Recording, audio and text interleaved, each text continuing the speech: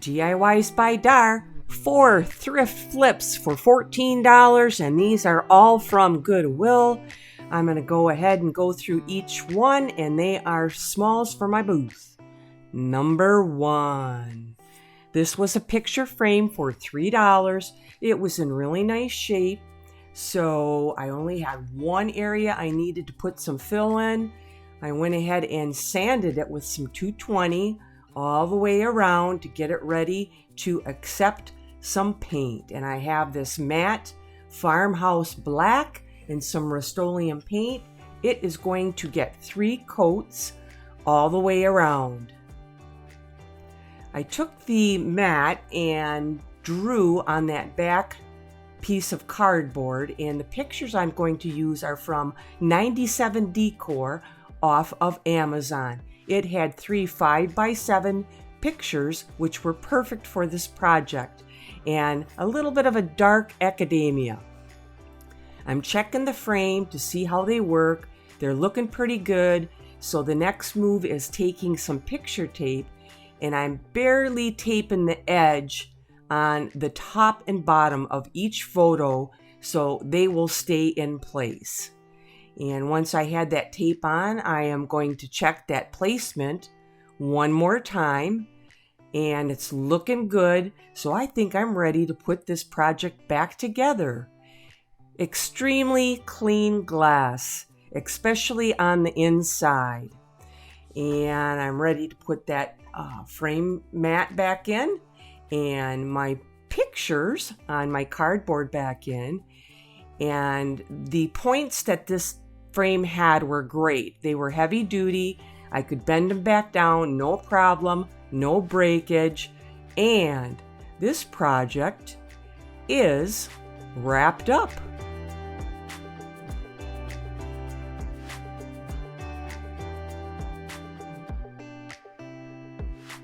Number 2, I have another picture frame from Goodwill.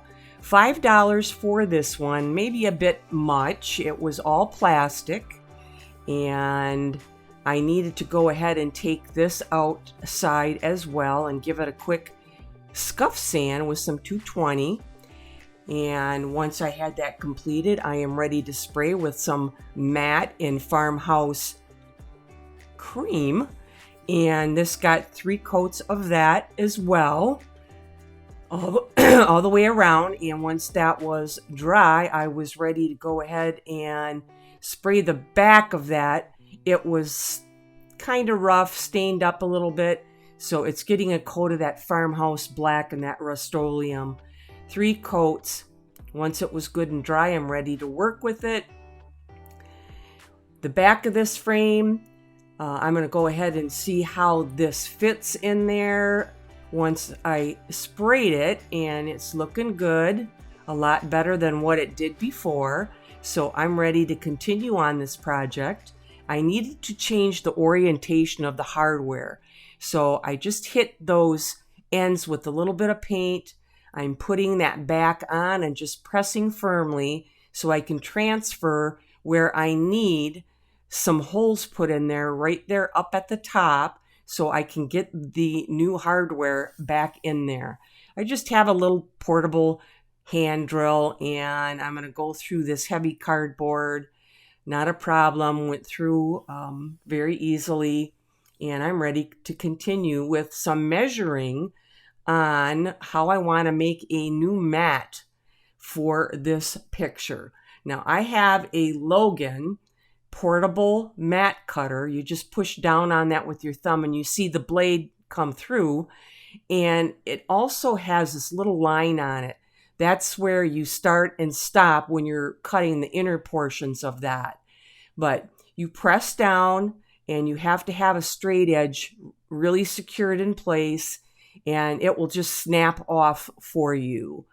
And I'm ready to go ahead then and start cutting the inside of that frame.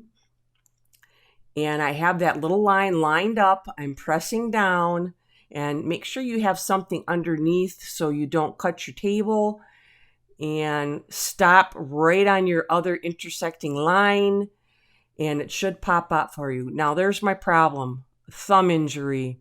Yeah, missing skin. I won't even tell you how I did that. Now, it worked out good, except for I couldn't press real hard and I ended up tearing a little corner. I had to glue it back down. Now I have to change and spray paint this with black and change the whole pattern. And I am going to use this small little stencil with some paint that I mixed up, and I'll show you those mixtures here in a minute. Unload that brush.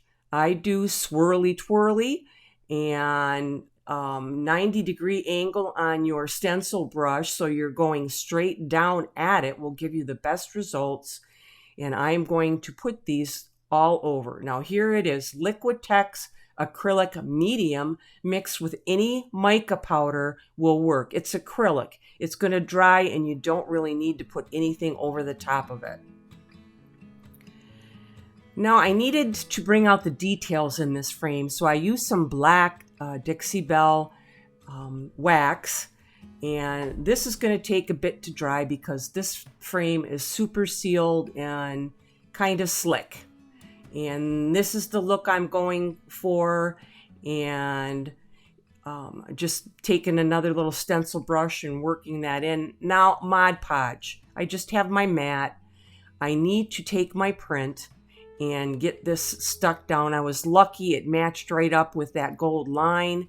Here's my print that I did get from Temu a couple years ago for like $1.50. I haven't used Temu with everything going on. I did use a brayer and push this down in place a little bit more, and I have something over the top to save that. Now, my little trick to make this look like a real painting, I'm going to just use my same matte Mod Podge, and see how I'm kind of following that flower. I'm just making swirls and twirls, and I need to let this dry, and then I will be ready to put this frame back together. Super clean glass, once again, especially on that inside. I'm putting that glass in place. It had nice little corners for it to set in. My frame mat that I made up, and then my picture, and I am going to screw that back down into place and put my hardware in the new holes that I put at the top. So there we are at, but it still needed a little more. So I am going to get my gilding wax from Dixie Belle, and I'm going to carefully go around the edges on the outside and that little inner rail just to give that a little more pop. And I have to be extremely careful. You need to wipe this gilding wax off right away if you make a little mistake. And there it is. Project number 3. This was a really heavy glass vase container for $3 at Goodwill, and I dropped something on it and broke a chunk off. Yippee! Now I am going to have to fix this. I have some Star Bond CA glue. I couldn't find my medium. This was the thin, so I knew it was going to be really runny.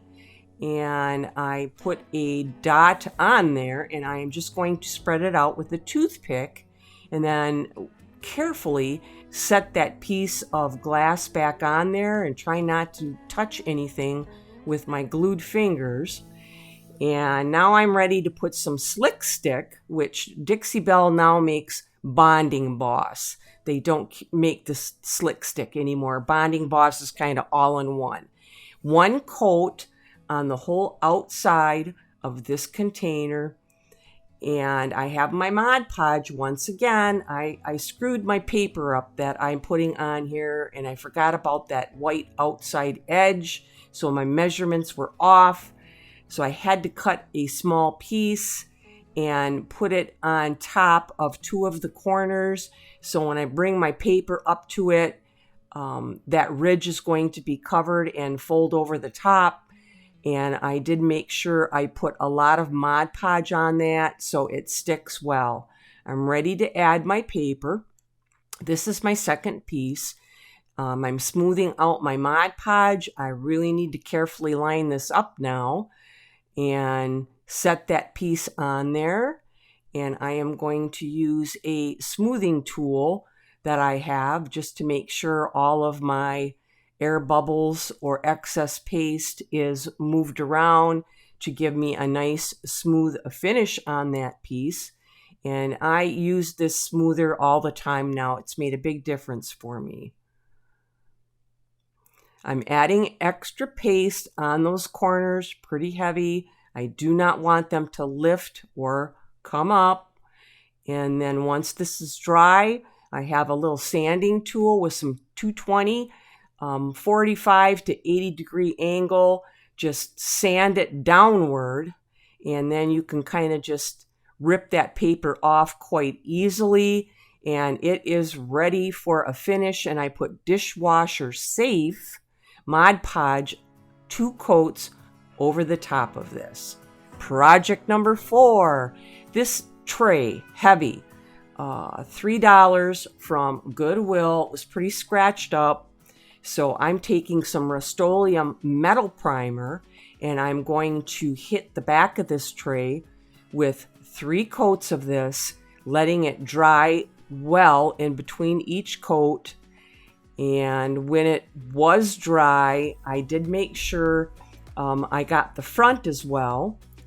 And the back, I did hit with some 600 grit sandpaper to smooth it. Now I have some colored Rust-Oleum, and I am painting 3 coats on the back and 3 coats on that edge. I don't really need to get the inside because I am going to put that same paper on the inside of this tray. I am a Made by Marley brand ambassador.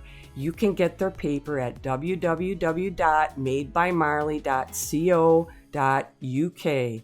Now I took that paper and I pressed it into the corners and used my fingernail to make a crease, so I knew exactly where I needed to cut this. And I had to really tweak the cutting to make sure I got those rounded edges, so this piece fit perfectly in the bottom of that tray.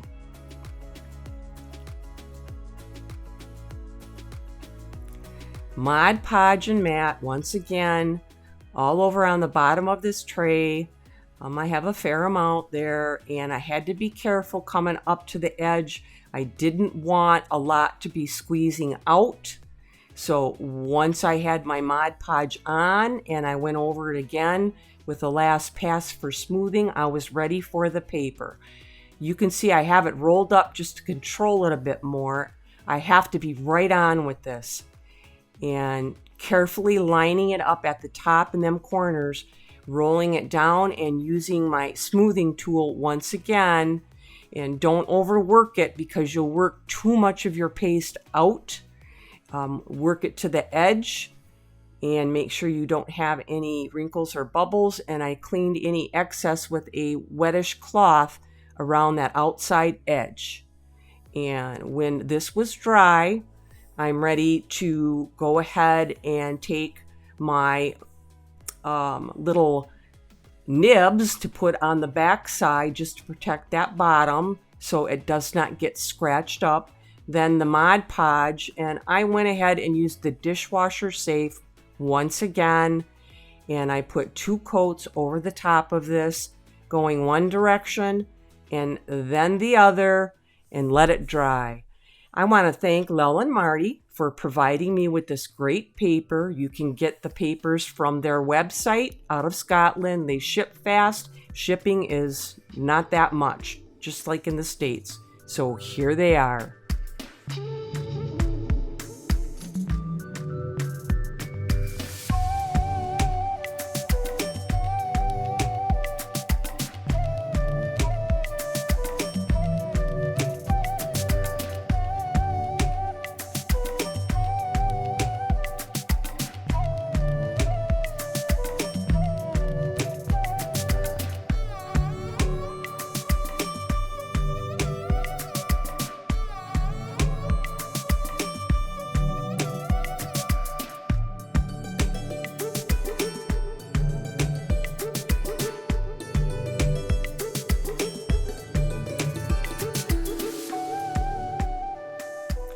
Beach Please challenge hosted by Jen from Copper Cactus DIY.